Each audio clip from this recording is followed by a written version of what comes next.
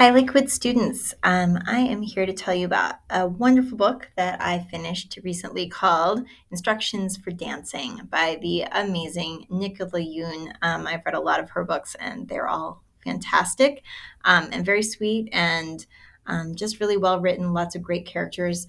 In this one, it's kind of got a little bit of magic to it. The main character, Evie, is someone who used to love reading romance books. And then her parents got divorced, and it was a bit of a shock for her. She thought her parents were in love and everything was great. And then her dad cheated on her mom, and they split up. And ever since then, she just can't buy into any sort of love story anymore. She clears out her bookshelves, takes all of her romance books down to a place where she knows there's a little free library and just kind of shoves them all in there. And that's when she meets this mysterious woman who tells her she should take a book too. She can't just leave books. And there's one in the Little Free Library, and it's called Instructions for Dancing. And it's like a book with just steps for different dances. So she takes it and doesn't really think much of it until after that she starts actually seeing relationships. So every time she sees a couple who's in a relationship kiss, she has this vision where she sees how they met.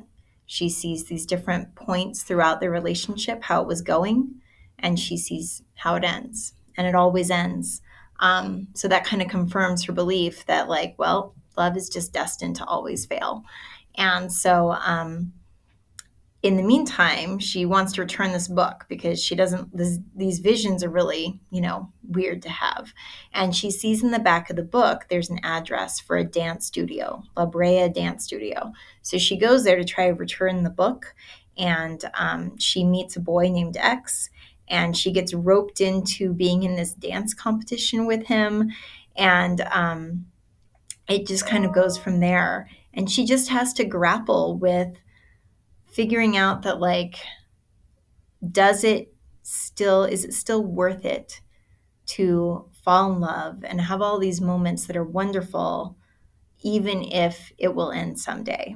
And that's what she has to kind of decide because, of course, she's falling for X during the course of this book. It's really sweet. The diversity of the characters, I think, was great. She has this core group of friends.